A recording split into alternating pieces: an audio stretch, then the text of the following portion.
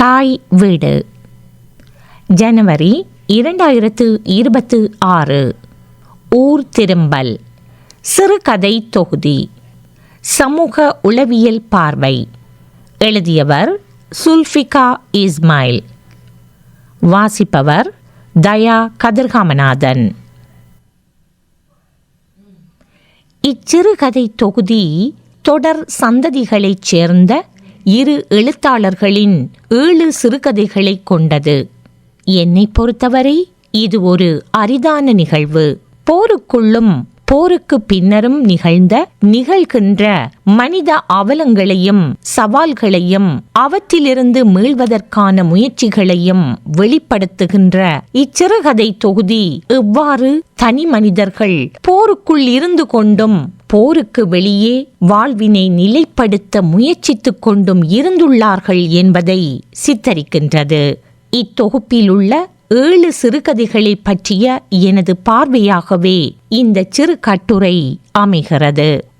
இச்சிறுகதை தொகுதி சந்ததிகளுக்கிடையே உள்ள பார்வைகளில் உள்ள வித்தியாசங்களையும் வேறுபாடுகளையும் இடைவெளிகளையும் கூட முன்வைக்கிறது என்று நான் கருதுகிறேன். தாயும் மகளுமாக இருந்த போதும் சம்பவங்களை பற்றிய அவர்களது புரிதல்கள், அது குறித்த அவர்களது பதிவுகள், நினைவுகள், ஏக்கங்கள், தீர்வுகள் வேறுபட்டவை. அவை மனித அவலங்களினதும் வாழ்வியலினதும் வெவ்வேறு பரிமாணங்களை கூட பேசுபவையாக உள்ளன. உதாரணமாக, ஒரு குடும்பஸ்தனின் இழப்பு தாய்க்கு அல்லது மனைவிக்கு வேறுபட்ட உணர்வலைகளையும் சவால்களையும் உருவாக்குகின்றது. அதேவேளை ஒரு மகளுக்கு அவள் தந்தையின் இழப்பும் அவரது அருகாமையின் தேவையும் ஏக்கமும் வேறுபட்டவையாக இருக்கும். எனது கருத்துக்கள் மேற்குறித்த விடயங்களை மையப்படுத்தியதாகவே அமையும். இவ்விரு எழுத்தாளர்களும் ஒரு பொதுவான சமூக பின்னணியிலிருந்து வந்தவர்கள் என்ற போதிலும் அவர்கள் இக்கதைகளை எழுதும் காலகட்டத்தில் தனித்துவமான சமூகவியல் பின்னணியில் வாழ்ந்து வருபவர்கள்.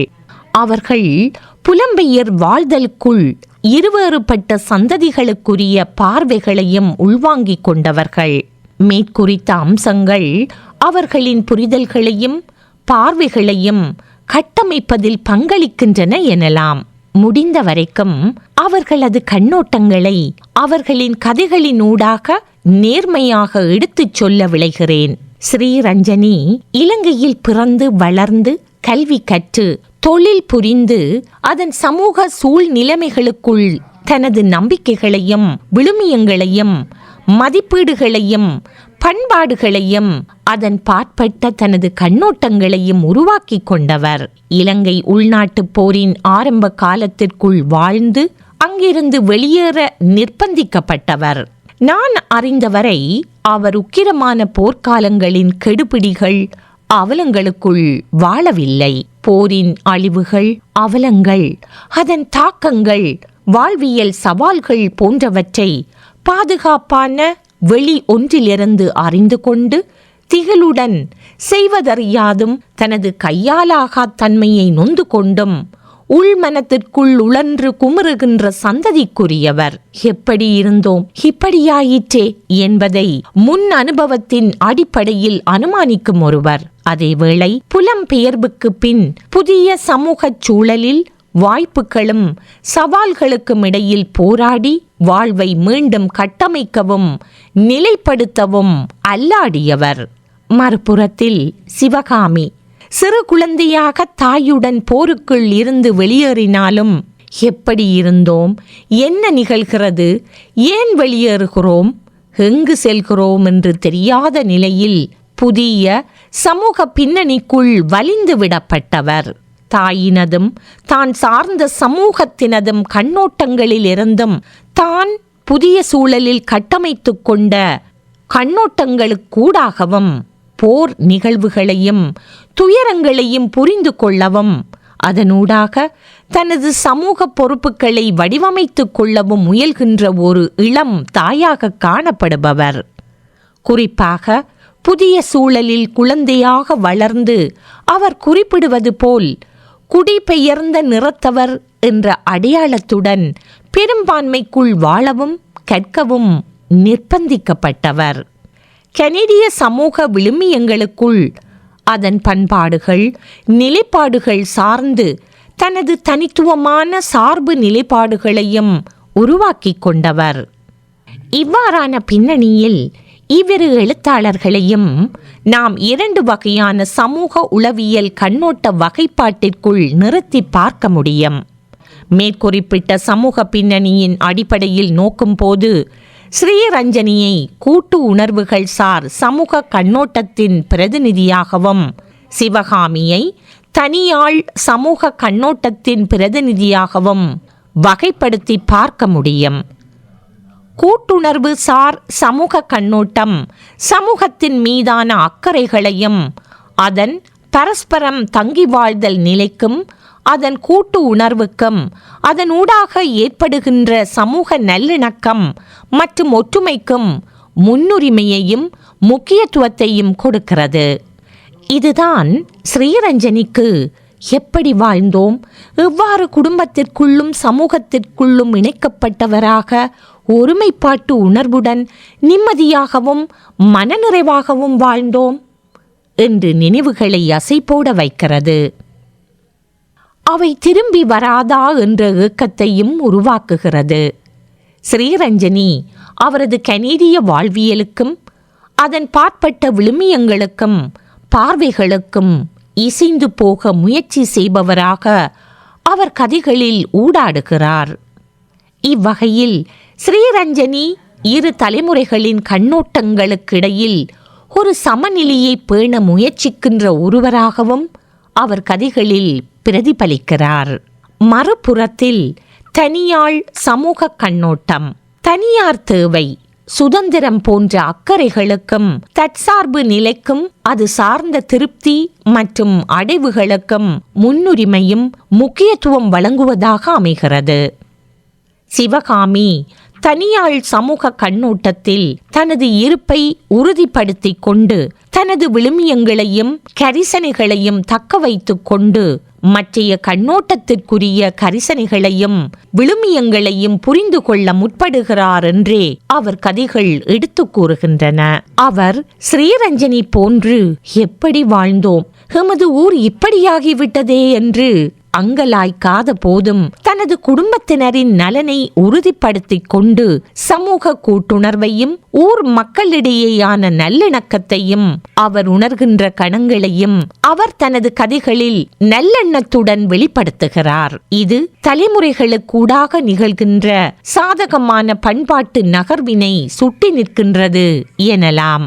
இச்சிறு கதை தொகுதி நகலாகவும் மொழியாக்கமாகவும் இருந்த போதிலும் நான் இதனை இருமொழி சிறுகதை தொகுதி என எடுத்துக்கொண்டு 2 எழுத்தாளர்களினதும் நகல்களை மட்டுமே அடிப்படையாக கொண்டு எனது கருத்துக்களை பிரதானமாக முன்வைக்க விரும்புகிறேன். எனினும் மொழிபெயர்ப்பில் உள்ள கருத்தியல் வேறுபாடுகளை மட்டும் மொழியாக்கங்களுக்கூடாகவும் எடுத்துரைக்க முயல்வேன். இவ்வகையில் வேறுபாடுகளை மொழிபெயர்ப்பு பிழையாகவோ மாறுபாடாகவோ குறைபாடாகவோ நான் நோக்கவில்லை. அதாவது இருவேறு கண்ணோட்டங்களை குறிப்பாக பிரதிபலிக்கும் சொற்பிரயோகங்கள், செய்திகள், கதையாடல்கள், சொல்லாடல்கள், கருத்தாக்கங்களை மட்டுமே நான் பகுப்பாய்வு செய்து பார்க்க விளைகிறேன். இப்போது இவ்விருவரினதும் கதைகளுக்கும் அதன் கதைக்களங்களுக்கும் வருவோம். இத்தொகுதியில் ஸ்ரீரஞ்சனி பேசலின்றி கிளியொன்று, இளையொன்று அறந்து போகின்றதா, முகிலிருட்டில், நிழலில் நிஜம் தேடி போன்ற 4 கதைகளையும், Sivakami, home coming, sister stars, reunion ஆகிய 3 கதைகளையும் எழுதியுள்ளனர். மொழி மாற்றத்தில் ஹோம் கமிங் என்பது ஊர் திரும்பல் என்றும், சிஸ்டர் ஸ்டார்ஸ் என்பது கார்த்திகை பெண்கள் என்றும், ரீயூனியன் என்பது மீளிணைவு என்றும் கருத்தாக்கம் பெற்றிருக்கின்றன. மறுபுறத்தில் பேசலின்றி கிளியொன்று என்பது சாங்லெஸ் பேர்ட் என்றும், இளையொன்று அறுந்து போகின்றதா என்பது டிசன்டிகிரேஷன் என்றும், முகிலிருட்டில் என்பது a passing black cloud என்றும், நிழலில் நிஜம் தேடி என்பது ஹைடன் வித்தின் த ஷேடோ என்றும் உருவாகியிருக்கின்றது. நான் முன்னர் குறிப்பிட்டது போல மொழி மாற்றம் இவ்விரு எழுத்தாளர்களின் கண்ணோட்டத்தில் உள்ள வேறுபட்ட புரிதல்களை சுட்டி நிற்கின்றன. உதாரணமாக சிவகாமி எழுதிய ஹோம் கமிங் என்ற சிறுகதை இடம்பெயர்ந்த ஒருவர் நீண்ட கால இடைவெளிக்கு பின் அவரது வீட்டையும் குடும்பத்தவர்களையும் சந்திக்கின்ற ஒரு நிகழ்வை களமாக கொண்டது. சிவகாமி அவர் எழுத்தினூடாக இதனை தெளிவாக முன்வைக்கிறார். அங்கு சென்றடைந்த பின் அவருக்கு வியப்பாக இருக்கும் விடயம் என்னவென்றால், ஊரவர்கள் அங்கு அவர்களை சந்திக்க வருவதும் கரிசனையுடன் உறவாடுவதும் தான். இது அவரது தனியாள் சமூக பார்வைக்கு அப்பாற்பட்டது. எனினும் அதனை கண்டு கொள்வதும் புரிந்து கொள்ள முயல்வதும் அவரது பார்வையை விரிவடைய செய்து சமூக கூட்டுணர்வுக்குள் இழுத்து செல்வதையும் காண முடிகிறது. ஸ்ரீரஞ்சனி இக்கதையை மொழியாக்கம் செய்யும் போது சிவகாமியின் ஹோம் கமிங் என்பதை ஊர் திரும்பல் என்றுதான் கருத்தாக்கம் செய்கிறார். அது தன் வீட்டுக்கு வருவதாக அவருக்கு தென்படவில்லை. மாறாக அவரது சமூக கூட்டுணர்வுக்கு கண்ணோட்டம் வீட்டுக்கு அப்பால் விரிவுபட்டுள்ளதாக, ஊரென்று சமூக வெளிக்குள் அமைக்கப்பட்டதாக இருப்பதால் அதனை மையப்படுத்தியே அவரது தலைப்பு அமைந்திருக்கிறது. அவருக்கு ஊரவர்களை காண்பதும் சுகம் விசாரிப்பதும் ஊர் திரும்புதலின் ஒரு பகுதியாக உள்ளதை அவர் இத்தலைப்பினூடாக நமக்கு காட்சிப்படுத்துகிறார். ஸ்ரீரஞ்சனி எழுதிய மற்றொரு கதை இளையொன்று அறந்து போகின்றதா. இதன் தலைப்பே தம் மக்களிடையே இருந்த தொடர்பும் ஒருங்கிணைப்பும் அறந்து போகின்றதா என்ற ஏக்கத்துடனும் கேள்விக்குறியுடனும் அமைக்கப்பட்டிருக்கிறது.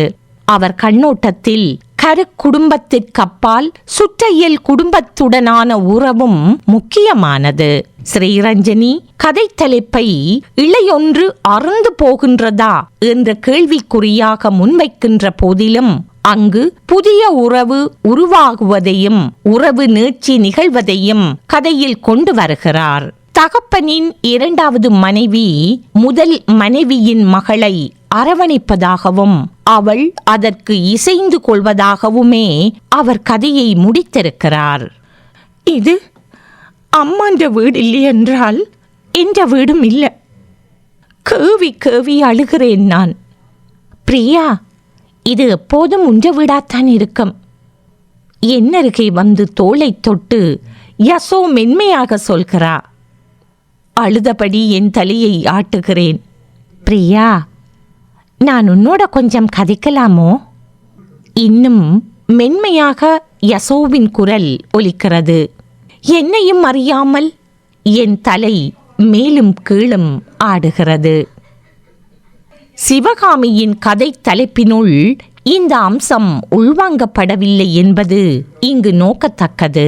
இச்சிறுகதை சிவகாமியின் மொழியாக்கத்தில் டிஸ்இன்டிகிரேஷன் என தலைப்பிடப்பட்டிருக்கிறது. கதையின் உள்ளடக்கம் எதுவாக இருந்த போதிலும் இத்தலைப்பு தனியாள்சார் சமூக கண்ணோட்டத்தில் கதைக்களத்தினதும் கதை கருவினதும் அம்சங்களையும் நோக்குவதாக அமைந்திருக்கிறது எனலாம். இக்கண்ணோட்டத்தில் உறவுகளின் தொடர்ச்சியை கரு குடும்பத்திற்கு அப்பால் உருவாக்குவது குறைந்த முக்கியத்துவமுடையதாகும்.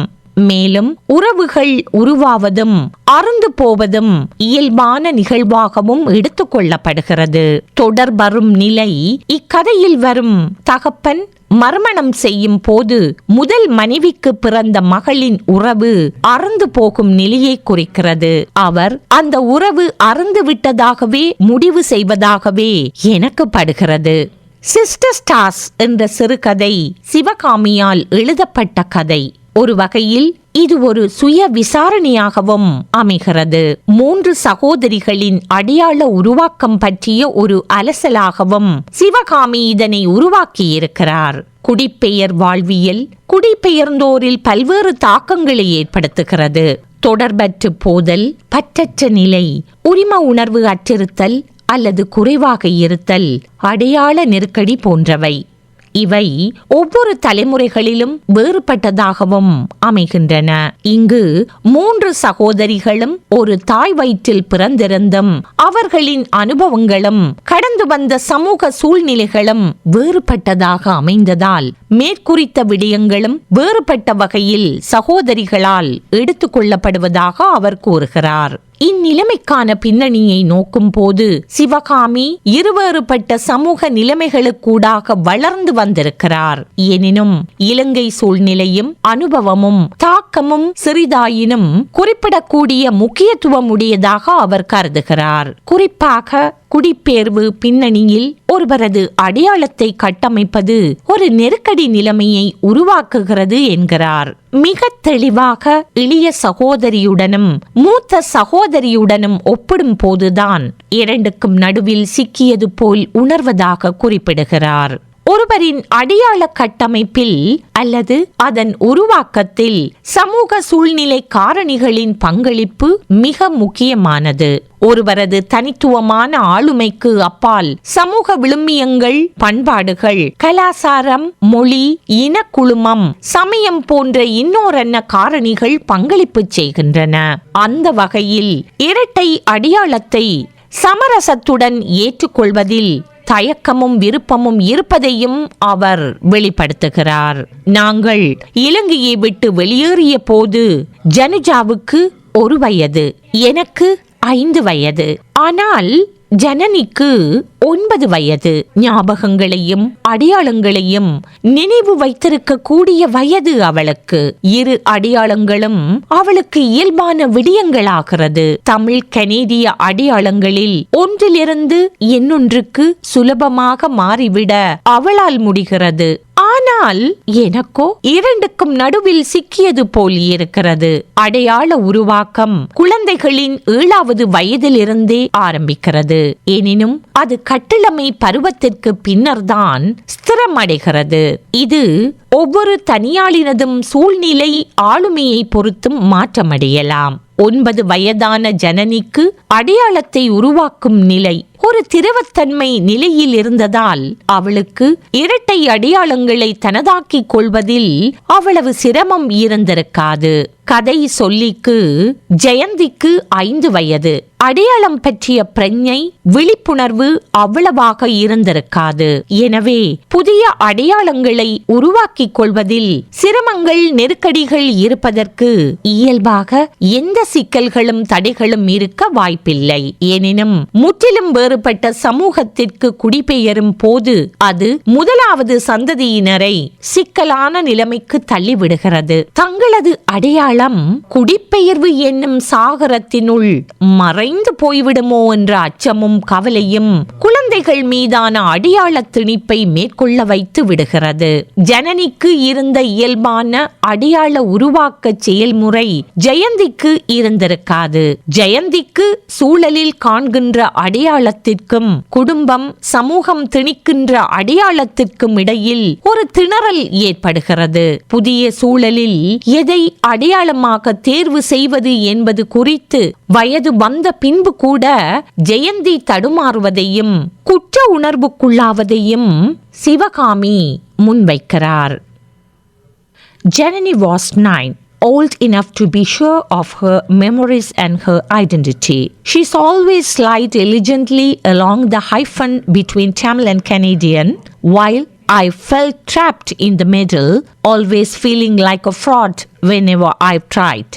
But it became exhausting to conscientiously fight that thing that we have been taught to call the system, to walk around the deliberate, parodying self-assurance against constant doubts. Janani carries her identity within herself, poised and easy. Januja seems to wear her like heavy aquaterma. இச்சிறுகதையின் Tamil மொழியாக்கத்தின் தலைப்பு கார்த்திகை பெண்கள். ஸ்ரீரஞ்சனிக்கு இது மிகவும் பரிச்சயமானது. அவரது சமய கலாசார பின்னணியில் இத்தொகுதி நட்சத்திரங்கள் கார்த்திகை பெண்கள் எனப்படுகின்றன. அவை முருகனின் வளர்ப்பு தாய்மார்கள். பார்வதியின் அம்சம். தைரியமும் பாசமும் இவர்களது பண்புகள். ஸ்ரீரஞ்சனி அதையே தலைப்பாக இட்டிருக்கிறார் என்று எடுத்துக்கொள்ளலாம். அந்த நட்சத்திர பெண்களை ஒத்த இயல்புடைய பெண்கள் குழுவாகவே எடுத்துக்கொள்வதாக தெரிகிறது. சிவகாமிக்கு அவை ஒரு குழுவாக இருந்த போதிலும் அவை தனித்தனி அடையாளம் கொண்ட நட்சத்திரங்களாக தெரிகின்றன. இது அவர்களின் வேறுபட்ட கண்ணோட்டங்களின் பிரதிபலிப்பாகவே எனக்கு படுகிறது.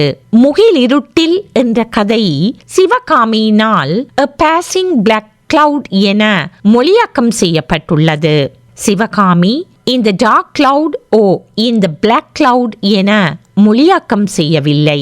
இது எமது தலைமுறையின் சிந்தனை பாங்கையும் கண்ணோட்டத்தையும் காட்டுகிறது என்பதை சுட்டிக்காட்டுவது எனக்கு சற்று கவலையாக இருக்கிறது. எமது தலைமுறையை சார்ந்தவர்கள் பிரச்சனைக்குள் இருந்து கொண்டு அவற்றை அலசி ஆராய்வதில் கூடிய கவனம் செலுத்துகிறோம். ஆனால் பிரச்சனைகளை தீர்ப்பதற்கான வாய்ப்புகளையும் பொறுப்புகளையும் கூட்டு சமூகத்திற்கு பல வேளைகளில் விட்டுவிடுகிறோம். இது கூட்டுணர்வு சமூக கண்ணோட்டத்தின் ஒரு அம்சமே. எனினும் தனியாள் சார் சிந்தனையாளர்கள் பிரச்சனைகளையும் தீர்வுகளையும் அதனை தீர்ப்பதற்கான வாய்ப்புகளையுமே தாமே கண்டுகொள்ள வேண்டும் என்ற பொறுப்பை அவர்களே எடுத்துக் கொள்கின்றார்கள். எனவே தீர்வுக்கான வாய்ப்பு என்பது சிவகாமிக்கு இந்த இருட்டு கடந்து போகக்கூடியது என்பதாக பட்டிருக்கிறது. எனவே அவர் அதை A Passing Black Cloud என்கிறார். சிவகாமியின் ரீயூனியன் என்ற கதையும் ஸ்ரீரஞ்சனியின் நிழலில் நிஜம் தேடி என்ற கதையும் ஒரே விடயத்தை இரு தலைமுறைக்குரியவர் எவ்வாறு பார்க்கின்றார்கள் என்பதற்கான மற்றொரு சாட்சியாக இருக்கிறது. இக்கதையில் தகப்பனை இழந்த ஒரு குழந்தைக்கு தன்னோடு தகப்பன் இருந்திருந்தால் எதுவெல்லாம் அதன் தேவையாக விருப்பமாக இருந்திருக்கும் என்பதை சிவகாமி தனது கண்ணோட்டத்திற்கூடாக காட்சிப்படுத்த முனைகிறார். ஆனால் கணவரை பறிகொடுத்த ஒரு மனைவிக்கும் குழந்தைகளின் தாய்க்கும் அச்சமூகத்தில் அவரை போல் பலர் உள்ளனர் என்பதை பிரஜையுடன் பார்க்கும் ஒரு சமூக உறுப்பினருக்கும் எதுவெல்லாம் தேவையாகவும் தேடலாகவும் சவாலாகவும் துயரங்களாகவும் இருக்கும் என்பதை சிவகாமி தன் தாயின் பார்வைக்கூடாக விவரிப்பதுதான் இங்குள்ள வியக்கத்தக்க விடயமாகும். அப்பாவை கண்டு கொள்ளும் போது அவரிடம் எதை பேசுவது என்பது சிவகாமியின் சொற்களில் சிந்துவின் உணர்வுகளாக பின்வருமாறு அமைகின்றன. It was impossible. How could she even begin to describe who she was now? She had become a stranger to her former 7-year-old self, a stranger to the father who had known her then. Her mother was once again smaller, older and frailer in her arms. Sindhu's father hadn't aged the way her mother had. He hadn't known the decade of struggle they had undergone alone in the foreign and frigid land. How lovely those days and nights were. Her mother working 8 hours at a coffee shop and then 6 hours in a sari store while Sindhu made her meals and finished her homework by herself. Sriranjani தனது நிழலில் நிஜம் தேடி கதையில் அதே விடயத்தை பின்வருமாறு கூறுகிறார். எந்த குற்றமும் செய்திருக்காத அப்பாவின் இழப்பு அம்மாவுக்கு அளவற்ற துயரத்தை கொடுத்துள்ளது என்பது ராகவிக்கு தெரியும். அந்த நினைவு அவளின் கண்களை கலங்க வைத்தது. அம்மாவை பார்த்து அவள் கனிவாக சிரித்தாள். மேலும் இந்த கதையில் கணவர் அவர்களிடமிருந்து பறிக்கப்பட்டதை துன்பத்தின் இளையோட்டத்தில் நினைவு கொண்ட போதும் அதற்கப்பால் உறவுகளின் நிழல்களில் அவரின் நிஜத்தை கண்டு ஆறுதல் அடைவதாக ஸ்ரீரஞ்சனி தெளிவாக முன்வைக்கிறார். இது அவரின் கூட்டு சமூக கண்ணோட்டத்தில் இருந்து வருவதையும் அதன் முக்கியத்துவத்தையும் காட்டுகிறது. அவர்களை கண்ட பெரியம்மா ஓடி வந்து அவர்கள் இருவரையும் இறுக அணைத்துக் கொண்டார். ராகவி சிறிய பிள்ளையாக இருந்தபோது அவளுடன் கூடி விளையாடிய தோழியான பவனின் அக்கா சௌந்தரியம் பெரியம்மாவுக்கு பக்கத்தில் நின்றிருந்தாள். அம்மா, யார் வந்திருக்கிறாதென்று பாருங்கோ. சுருக்கங்கள் நிறைந்த அம்மம்மாவின் விழிகள் அவர்களை கண்டதும் அகன்றன. ராகவியின் முகவாயை வாஞ்சையுடன் தடவினார். இத்தனை பேருடன் சந்தோஷமாக இங்கிருக்க முடியாமல் டொரண்டோவில் தானும் அம்மாவும் மட்டும் தனித்து வாழ வேண்டியிருக்கே என்ற சோகத்தில் ராகவிக்கு தொண்டை அடைத்தது. வாழ்க்கையின் ஒவ்வொரு கணத்திற்கும் மதிப்புக்கும் பெருமானமும் முக்கியத்துவமும் உள்ளது. அவற்றை அக்கணங்களை நினைவு கொள்ளும் போது மட்டுமே உணர்ந்து கொள்ள முடிகிறது. உதாரணமாக, சிறுவர்கள் விளையாடி கொண்டிருக்கும் போது கல்லடி பட்டால் அந்த கல் அக்குழந்தையின் முழு வாழ்க்கையையும் தீர்மானிக்கும் கணமாக மாறிவிடக்கூடும். அதேபோல் ஒரு குழந்தைக்கு எதிர்பாராத விதமாக நல்லாசிரியர்களும் சூழ்நிலைகளும் அமையும் போது அதன் வாழ்தல் வியப்பூட்டக்கூடிய வகையில் மாறக்கூடும். இவ்வாறு ஒவ்வொரு கணமும் வாழ்வில் முக்கியமானது என்பதை அந்த கணத்துடன் இணைந்து நினைவு கொள்ளும் போது மாத்திரமே எம்மால் உணர்ந்து கொள்ள முடியும். அக்கணத்தை பற்றிய, அது உருவான பின்னணியை பற்றிய நமக்கு பிரஞை இல்லாதிருந்திருந்தால் அக்கணத்தின் பெருமானம் பற்றியோ முக்கியத்துவம் பற்றியோ நமக்கு அர்த்தம் எதுவும் புரியாது. அவ்வாறுதான் இச்சிறுகதை தொகுதியில் உள்ள 7 கதைகளும் ஸ்ரீரஞ்சனி, சிவகாமி என்ற தனி மனிதர்களின் வாழ்வில் குறுக்கிட்ட பல்வேறு முக்கியத்துவம் வாய்ந்த கணங்களை முன்வைக்கின்றன. இக்கணங்களை கதையாசிரியர்கள் அதன் பெருமானத்துடன் கூடிய முக்கியத்துவத்துடன் நமக்கு முன்வைக்கின்றனர். ஒரு சமூகமாக இலங்கையில் வாழும் அல்லது இடம்பெயர்ந்து வாழும் அல்லது மண்ணிலிருந்து மறைந்து போன மறைக்கப்பட்டவர்களுக்கு அவை பெருமானம் மிக்க முக்கியத்துவமுடைய கணங்களாக இருந்திருக்கும். முக்கியத்துவம் என்பதும் பெருமானம் என்பதும் அதன் தாக்கத்தை பொறுத்து சாதகமானதாகவோ பாதகமானதாகவோ இருக்கலாம். இக்கணங்களை பதிவு செய்கின்ற போது ஸ்ரீரஞ்சனியும் சிவகாமியும் வாழ்பவர்களுக்கு அவற்றை நினைவூட்டி அவர்களுக்குள் உறைந்து போயிருக்கின்ற பல நூற்றுக்கணக்கான கணங்களை உயிர்ப்பித்து உணர்வளிக்கின்றனர். உண்மையில் இது என்னுள்ளே நிகழ்கிறது என்பதுதான் நிஜம். அந்த வகையில் இக்கதை தொகுதி அதன் பிரதான நோக்கினை அடைந்திருக்கிறது எனலாம். மனிதர்களுக்குள் கேள்விகளையும் செயற்பாடுகளையும் தூண்டியிருக்கிறது என்பதுதான் அது. முடிவாக, தாயும் மகளும் என்ற உறவுக்குள் இருந்து ஸ்ரீரஞ்சனியும் சிவகாமியும் இச்சிறுகதை தொகுதியை எழுதியிருக்கின்ற போதிலும் அவர்கள் இருவேறுபட்ட சந்ததிக்குரிய கண்ணோட்டங்களையும் தந்திருக்கின்றார்கள். இருவேறுபட்ட சூழலில் தாங்கள் உருவாக்கிக் கொண்ட பார்வை வில்லைகளுக்கூடாக இந்த கதைகளை எழுதியிருக்கின்றனர். இருந்த போதிலும் அக்கண்ணோட்டங்களில் உள்ள இடைவெளிகளையும் முரண்களையும் அவர்கள் சமரசம் செய்கின்ற நிலைமைகளையும் ஒரே விடயத்தை வேறுபட்ட கண்ணோட்டத்தில் புரிதலோடு பெருமளவில் முரண்படுகின்ற நிலைமைகள் இல்லாது முன்னெடுப்பதையும் நாம் காணலாம். இந்த விடயம் முக்கியமானது.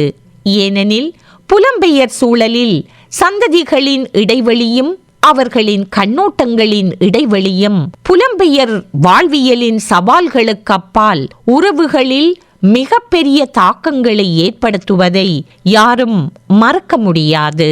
இந்நிலைமையில் புரிதலும் சமரசம் செய்து கொள்ளலும் முக்கியமான விடயங்களாக உள்ளன. சந்ததிகளுக்கிடையிலான உறவுகளை பராமரிப்பதிலும் அவற்றை புனரமைப்பதிலும் இந்த உத்திகள் மிக முக்கியமானவை. இவ்வகையில் ஸ்ரீரஞ்சனியும் சிவகாமியும் ஒரு சமூக கடமையாக அவர்களது எழுத்துக்களை முன்வைத்திருப்பது இந்த சிறுநூலின் வெற்றிக்கு சாட்சியமாக உள்ளது. மேலும் இரு சந்ததிகளின் தேவைகள், கரிசனைகள், புரிதல்கள், கருத்தாக்கங்கள் வேறுபட்டவையாக இருக்கும் பட்சத்திலும் அவை ஒரே அளவு முக்கியத்துவம் உள்ளவை. எனவே ஒரே அளவு பெருமானத்துடனும் மதிப்புடனும் அணுகப்பட வேண்டியவை. சமரசம், உடன்பாடுகள் எய்தப்படாத முடியாத சந்தர்ப்பங்களிலும் கூட முரண்பாடுகள் இல்லாது ஏற்றுக்கொள்ளும் நிலைமைகளுக்கு இவ்வணுகுமுறை வழிவகுக்கும் என்று இக்கதைகள் மூலம் வெளிப்படுத்துகின்றனர். நன்றி.